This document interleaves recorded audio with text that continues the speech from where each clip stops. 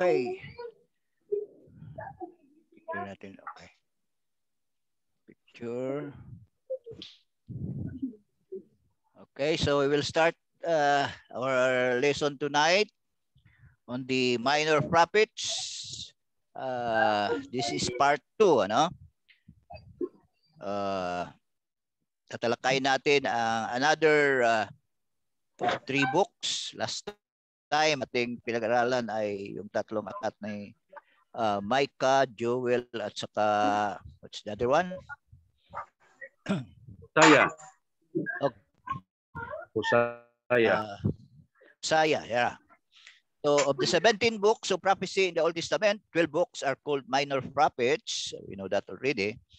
So again, this designation does not mean these books are less important than the major prophets, no? But simply that the books are generally shorter. Yan lang po ang pagkakaiba niyan. So the minor prophets are probably the less known section in the Old Testament and perhaps of the entire Bible, but they are very much important books to study. They have a role to fulfill, yung mga propetang ito. So yung mga prophets ay mayroong dalawang twofold mission, so-called, no? Una, they declared God's word to the people of their own day. And then pangalawa, they foretold the future, no? So especially on the coming of the Christ and His church. So yung pangalawang mission po, ito yung palaging akala ng karamihan na siya lamang gawain ng propeta, ang manghula, no? But that is not the only works of the or function of the holy the prophets. But more they are like the modern preachers of today. The only difference is God spoke to them directly and revealed His word to them, and they were the ones who will deliver it to the people, no? So today we shall study 3 minor prophets again. Una, yung si Propeta Obadiah, followed by Jonah, and then Micah, no? Si Obadiah ay sinasabing the prophet of Edom's doom. Yung Edom po ay isang lugar po yon. Then yung Jonah, tawag siya na the runaway prophet. No? So, maunawaan natin yan mamaya pag dumako tayo sa aklat ni Jonah. Then Micah, the prophet of the poor. So, let us discuss the prophet of Edom's doom, Obadiah. His name means servant of Jehovah or worshipper of Jehovah. So there are several men in the Old Testament by this name, but the prophet cannot be identified with any of them. So we know nothing of Obadiah outside of his book. The book of Obadiah speaks of God's judgment upon the Edomites for aiding Judah's enemies when they looted Jerusalem. So yan po ang kasalanan ng mga Edomites, no? Tinulungan nila yung mga kaaway ng Judah nung samsamin nila ang mga pag-ari ng mga Hudyo sa Jerusalem, ano? So the people of Israel and Edom had a long history of hatred for one another. Okay. Israel descended from Jacob and Edom from his brother Esau. So ang Esau ay later on maging Edom ang kanyang pangalan, ano? So descendant sila ni Esau. Okay. So mayroon ng rivalry yung dalawang ito, no? Maging yung descendants nila na si Esau at si Jacob ay nagsimula ang kanilang rivalry while they were still in their mother's womb, according to Genesis 25:22 to 26. God, in his providence, selected Jacob over Esau to be the physical and spiritual head of his chosen people. That's according to Hebrews 12, verse 16 to 17, and Romans 9:10 to 13. So try to remember the story about Esau and Jacob, how Jacob deceived Esau of his birthright. Ito naman si Esau ay kanyang bininta ang kanyang birthright kay Jacob sa pamagitan ng isang mangkok na sabaw or porridge or lugaw. No? So kaya nag-away sila. Nagalit si Esau kay Jacob for so many years. Talagang mayroong alitan ang dalawang ito. So Edom refused Israel passage through her land when they were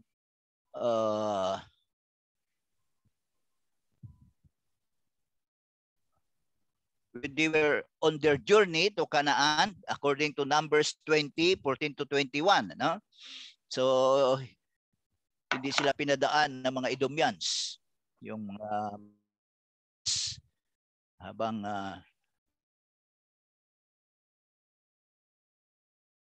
land na pinangako sa kanila. Then later, David conquered Edom and made it subject to Israel, according to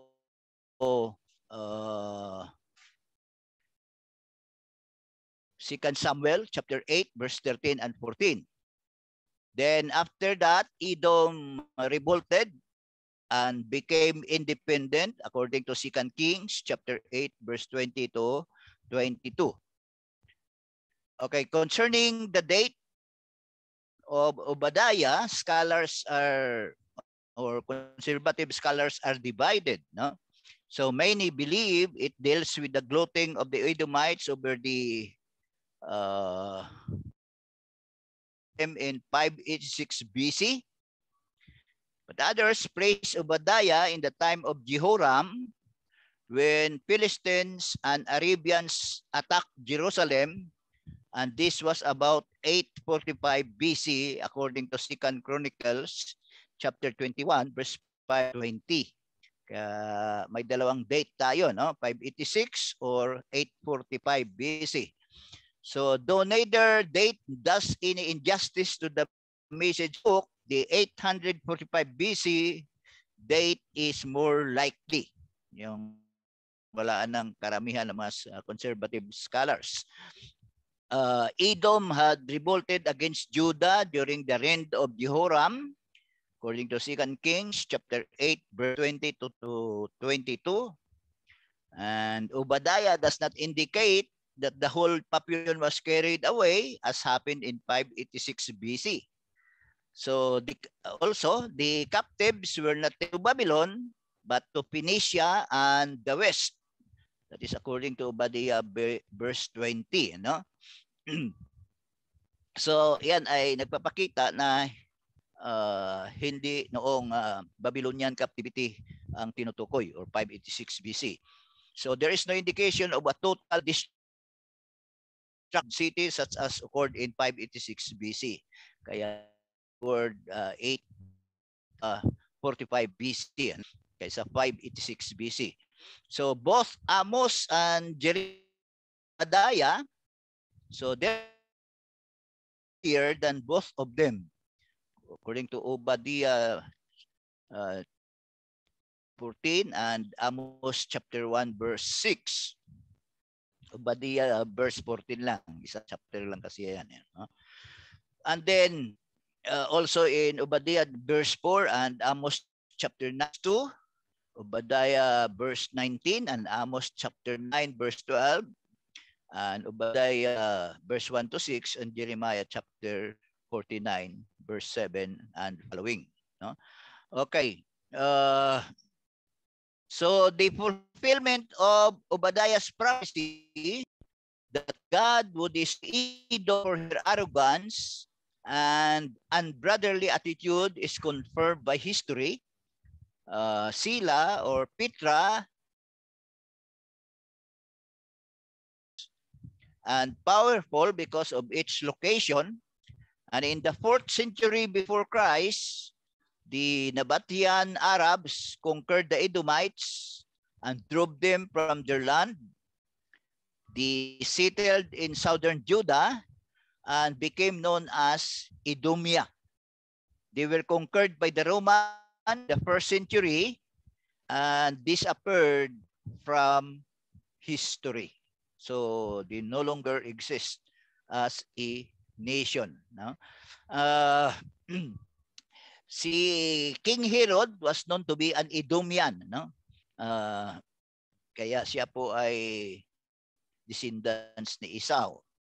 Kaya pagdating ng Panginoong Hesus, ay number 1 siya naging kalaban. Ano? He wanted to eliminate Jesus by killing all the children from 2 years and below.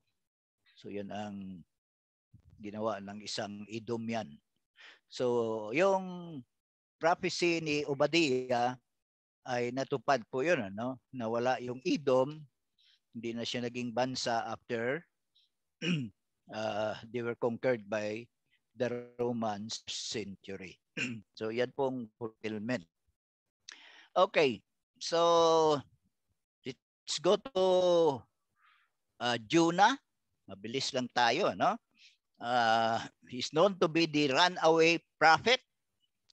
He prophesied during the reign of Jeroboam the second, according to 2 Kings chapter 14, verse 23 and 25. His name means dove, kalapati.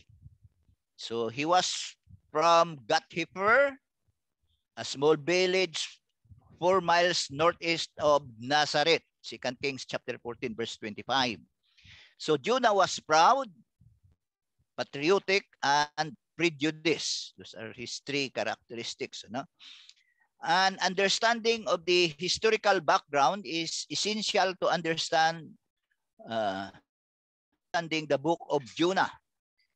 So during this time, Israel was powerful and prosperous, and Assyria was her most feared and hated enemy.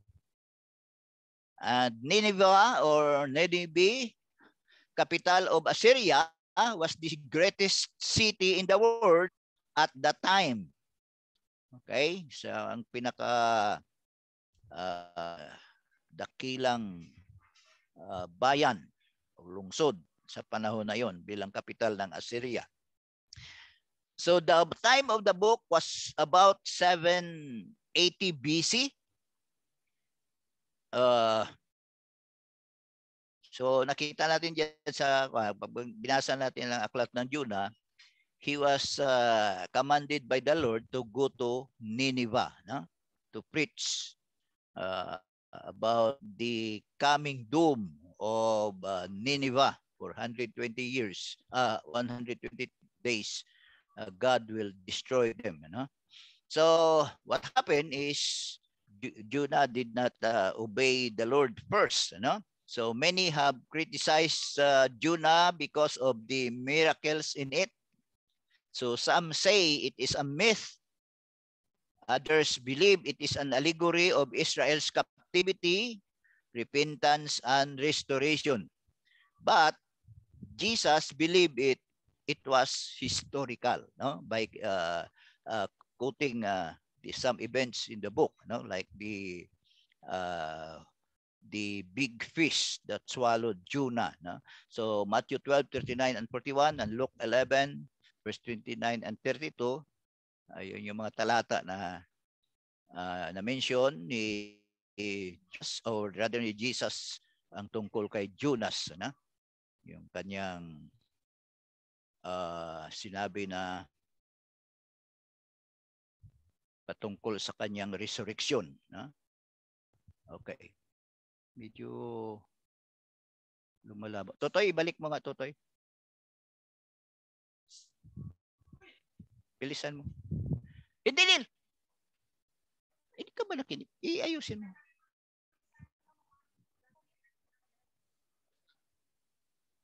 Ay, tumakbo eh. Okay. Sorry, medyo na-interrupt. Okay. So, the book can be divided into 4 sections according to the 4 chapters, no? Apat na kabanata lamang itong Jonah. Yung chapter 1, it describes Jonah running from God. Tumatakbo siya palayo sa Diyos kasi umiiwas siya sa utos ng Diyos, ano, na pumunta sa Nineveh. Kaya siya po ay tumakbo, sumakay sa isang barko at pagkatapos niya tinapon siya sa dagat ng mga tripulante at kinain siya ng malaking isda.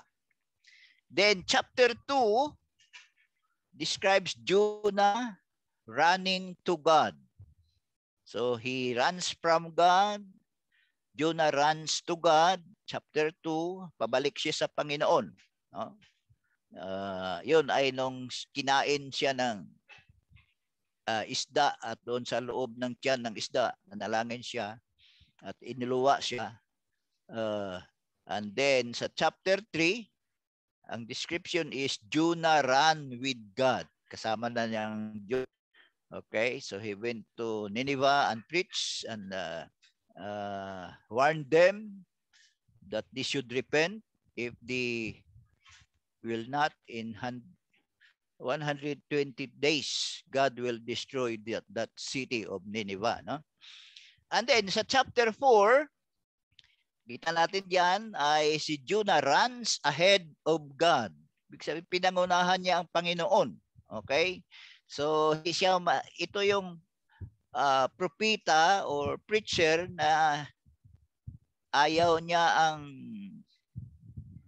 ipangaral o shall we say, ayaw niya ang mensahe na sundin ng mga audience niya, ng mga tao. Ano?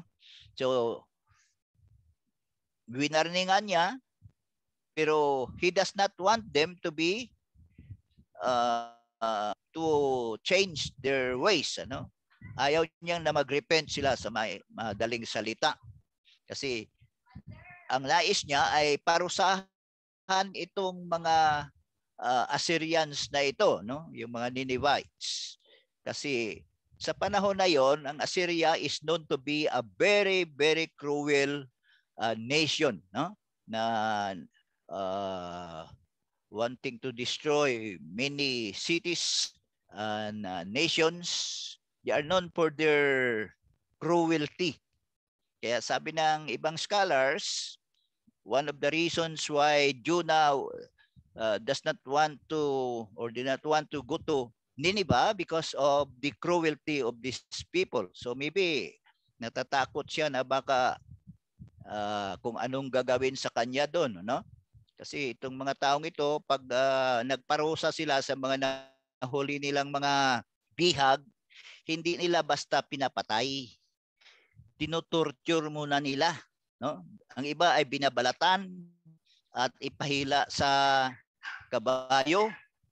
Ang iba ay yung sa ilong, ano? Nilalagyan nila ng kung anong pangkuan yan. Siguro parang alambre na hilain na binalatan nila. So, napakatindi ang parusa o torture na maranasan ng isang bihag sa kanila. So, maybe Jonah, ganun ang pananaw niya, kaya takot siya doon na pumunta. And then, of course, dahil sa ninais ng Panginoon na pumunta siya doon, wala siyang magawa. No? Sa chapter 4, he runs ahead of God, meaning pinapangunahan niya ang Panginoon. No? So, pagkatapos ng kanyang pangangaral doon o ng kanyang warning, nagrepent itong mga Ninevites. Ano? So, nung magrepent sila, God did not continue his plan to destroy Nineveh at hindi nagustuhan ni Jonah yon. No? So nagalit siya. Bakit? Sabi niya ay kaya nga ayaw ko pumunta doon kasi ikaw ay Diyos na maawain, kaya patatawarin mo sila kung magsisi sila. So he does not want them to repent. Kakaiba itong si Jonah, no? And then God explained to him, no, by using some illustration, and then sinabi ng Diyos sa kanya, hindi ka ba naawa doon sa mga inosente na madadamay? So itong si Jonah ay wala siyang compassion sa mga sinners, no? God. Okay. So, but then sinunod niya Panginoon at ang resulta, they repented, and so God postponed his plan to destroy the city of Nineveh. Okay, so kaya yung generation na yon ng mga Assyrians in the city of Nineveh ay naligtas po sila, hindi sila pinarusahan, but years after that city of Nineveh was was also destroyed by God later on, because yung following generation na pagkatapos ng generation na yon na nagsisi ay naging masama ulit sila, no? So sa kanilang kasamaan, God destroyed them later on. Okay, but sa panahon ni Jonah, yun ay yung mga Ninevites ay nagbago, no? Okay, so that's the end of the book of Jonah. But one of the things that makita natin dito na important sa kay Jonah is he was cited by the Lord in his yung illustration niya sa 3 days na and 3 nights siya sa tiyan ng malaking isda, at yun ang ginamit niya na illustration sa kanyang resurrection, that he will rise after 3 days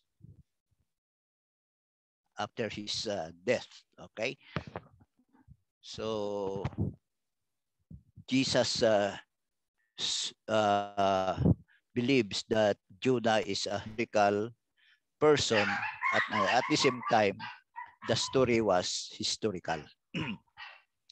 Okay, so let's go to Micah. So Micah is known as the prophet of the poor. Okay, and his name means who is like unto Jehovah. Okay, his home was Moresheth Lath, a village 22 miles southwest of Jerusalem, according to Micah chapter 1 verse 1. And he prophesied in the days of Jotham, Ahaz, and Hezekiah, king of Judah. So tatlong hari, ano? So medyo mahaba-haba itong prophecy or time of prophecy of Micah. So this is around 735 BC to 700 BC. That is 30.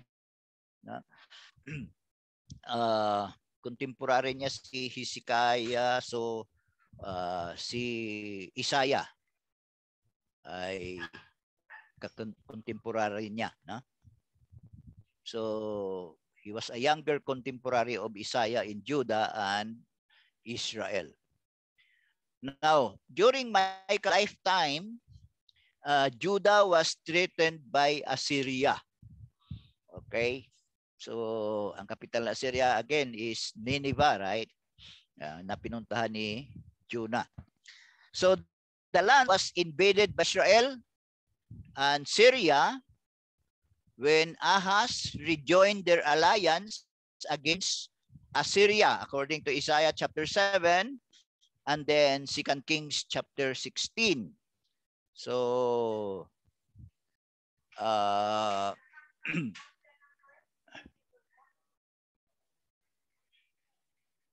sa panahon na ito, si Sennacherib, na siya ang hari ng Assyria, invaded the land and besieged Jerusalem, but God slew 185,000 of his soldiers, according to 2 Kings chapter 19, verse 29 to 36, and also Isaiah 36 and 37. Ano? Yun ay panahon ni Hezekiah.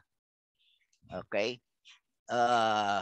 Sabi ng Panginoon sa kay Hezekiah, no? Don't worry, kahit na pinapaligiran sila ng mga Assyrians at kinukutya sila, at ang sabi ni Sennacherib ay ang Jerusalem ay parang isang ibon na nasa loob ng hawla, no? Meaning hindi na siya makaalpas. But God, through his power, assured Hezekiah that he will protect him, and wala kahit isang pana na kanyang bibitiwan, and then rather God will fight for him. Ano? So the night that the Assyrians wanted to destroy Jerusalem during the time, in the morning, 185,000 the soldiers of Sennacherib were all dead. No? That is through the angel, the death angel of God. No? So God used his angel to destroy them. Okay, so Judah was, during this time, was prosperous, but materialistic and outwardly very religious. Outwardly very religious. Worship and sacrifice were mere forms to be followed, according to Micah chapter 6, verse 6 and following verse. Prophets prophesied for money because the people were eager to have their ears tickled. According to Micah chapter 2, verse 11, chapter 3, verse 5 to 8, which the Apostle Paul also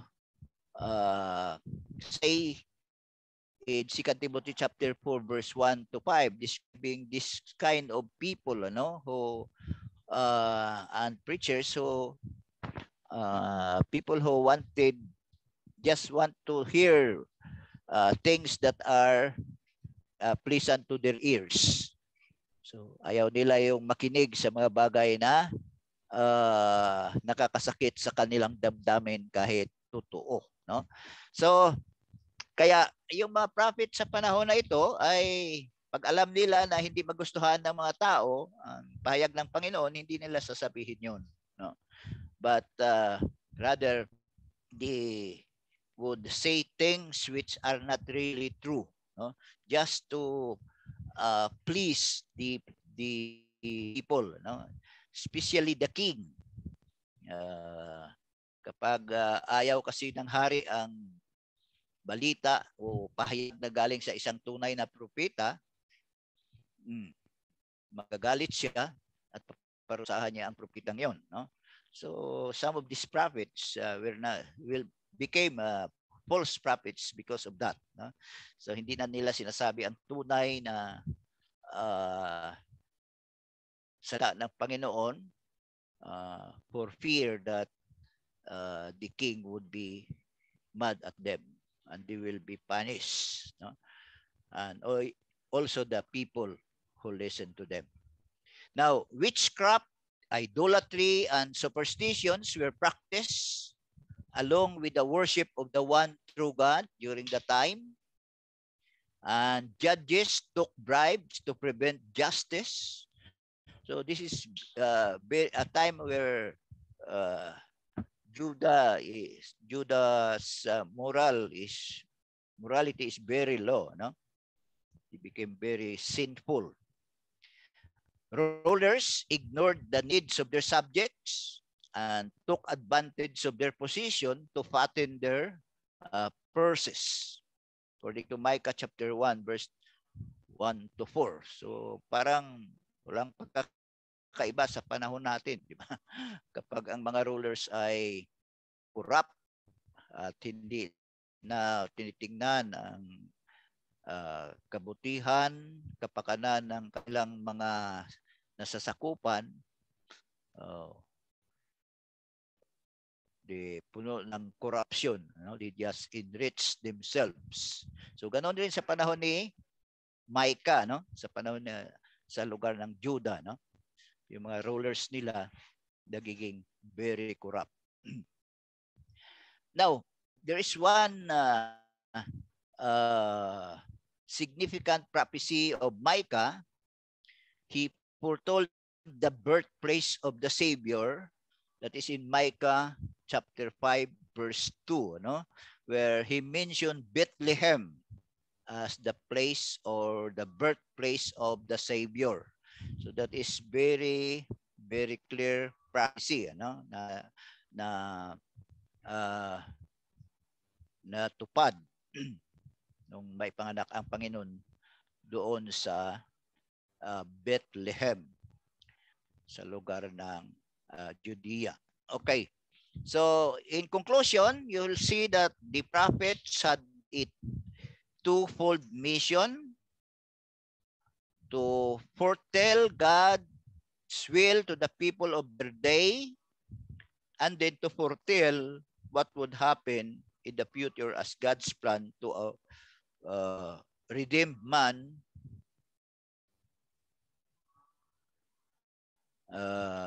being unfolded, no? Nila. So we'll see, you see, Obadiah, a known prophet of the 9th century before Christ, foretold Edom's doom for her hatred of Israel. Then we see Jonah, a proud and patriotic prophet, tried to run away from his appointment to preach to the wicked residents of Nineveh. And you see Micah, a contemporary of the great prophet Isaiah, prophesied to the poor and retold or foretold the birthplace of the Christ. Okay, so that's a summary, a short summary of the minor prophets. No? So in our next lesson, we shall study Nahum, Habakuk, and Sipanda. No? So tapos na natin yung 6, may 6 pa tayong tatalakayin. So 2 meetings. And next Friday, let's see. Ano ba ang pizza sa next Friday? 12? Okay. So next Friday, I'm sorry, I cannot have my class next Friday kasi may puntahan kami ilang araw papuntang Pangasinan. So we will be back maybe Monday na. No? We'll go there Friday, November 12. So we'll be spending around 3 days in Pangasinan. So maybe you can ask somebody to continue or have your own class next Friday, ano? So wala po ako dito. Okay? So that's our lesson tonight. If you have any question, just go ahead.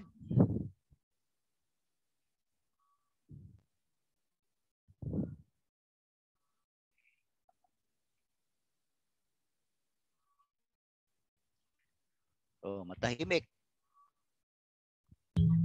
May lesson ba? May question?